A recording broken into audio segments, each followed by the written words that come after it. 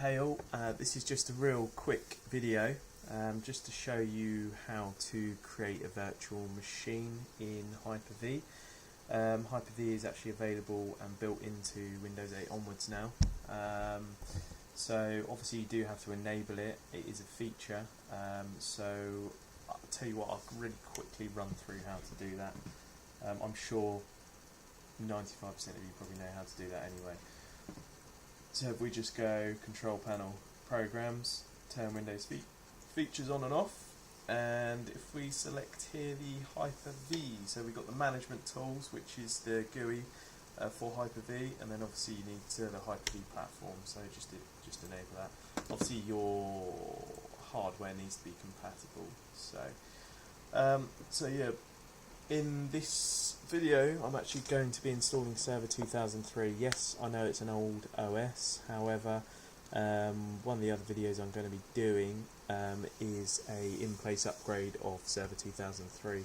I'm involved in quite a big project at the moment, upgrading the Server 2003 estate to 2008, so I thought I'd do a real quick video after this one on how to do that. So real straightforward case here. So we've got Hyper-V Manager. This is the server, which is actually my laptop. Just as well, this, you know, if you did have a server, sorry, you can just connect directly to it. So and just use this as a management tool.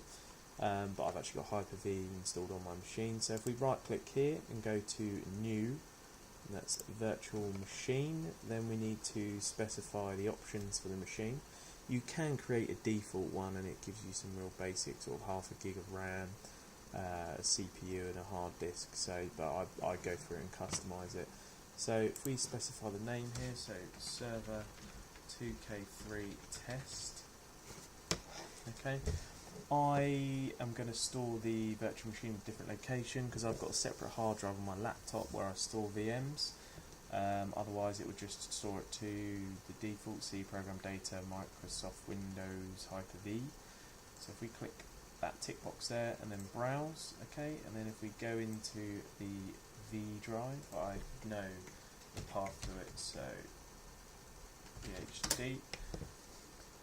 Okay, I've already created a test here. I need to remove that actually. So if we just literally select this folder here and it will create a folder, don't worry about creating another folder and putting it in within that. We click next here. Needs to be generation 1 because generation 2 machines have to be well, running at least Server 2012, so we keep this as a generation 1 VM. I'm just going to give it, it's not really going to be doing a lot this server, so we'll just give it a gig of RAM.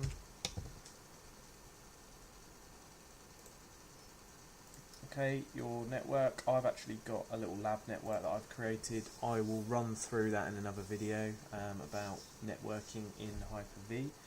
So if we just click next, if we just double check all of this, so we're just, sorry, this is just to create the virtual hard disk, okay, so it's creating our C drive as it were in this case. So if we just change this to 80 gig, it's fine.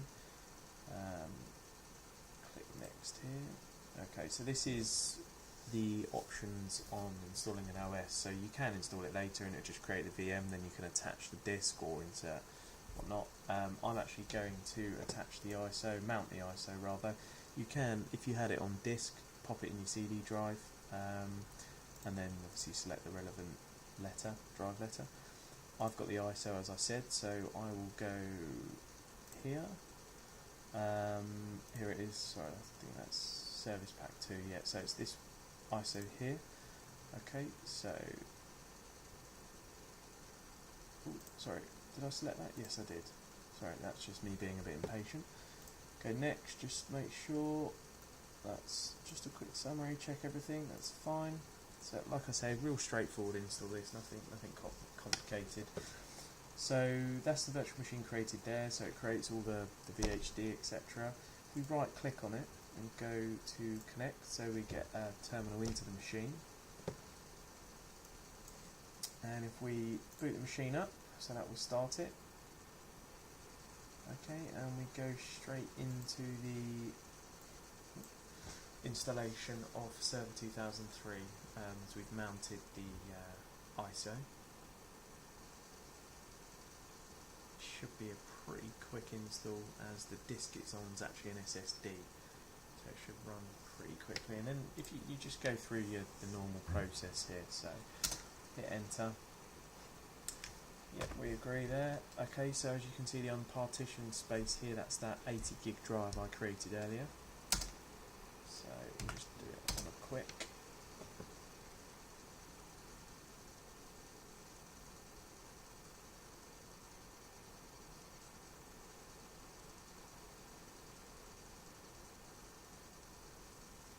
It should kind of really quickly sort of run through this installation. In the meantime, while it's doing that, if we just have a quick look at, say, the settings of the machine. So this is just the settings of the virtual machine. So we got, we can change memory here. It does need to be off for that. Processor here. Okay, you can specify the options here. That's the hard disk. Can create another hard disk as well, so maybe you wanted to say, for example, a D drive for your data, just to keep it separate from the OS drive. That should drive your CD drive, so we've got mounted at the moment on ISO, and we've got the network adapters, etc. So, okay, and then there's some various other management settings down here as well. Just cancel that and upload this bad boy back up. So as you can see, it's running through that installation pretty quick. I'm just going to pause this because it's going to be a bit boring sort of sitting here watching this. Just a quick update, we're now at this stage of the installation, running a good old GUI here. So this is just running through the installation still. That said, it's going to be about 35 odd minutes, so what I'll do, I'll put this on pause, go grab a cup of tea, and I will resume once it's installed. Hey guys, so this is now installed Server 2003. It actually only took about 10 minutes, which isn't bad. If we just Control Alt Delete and log into it. Okay, so just logging in. Okay.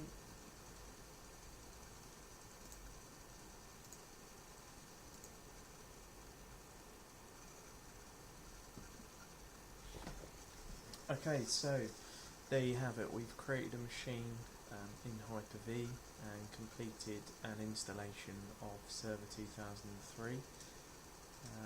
So if you now look out for my next video, if it does interest you, it will be the upgrade of Server 2003 to Server 2008. And that will be an in-place upgrade. So thanks again for watching, and please look out for my other videos.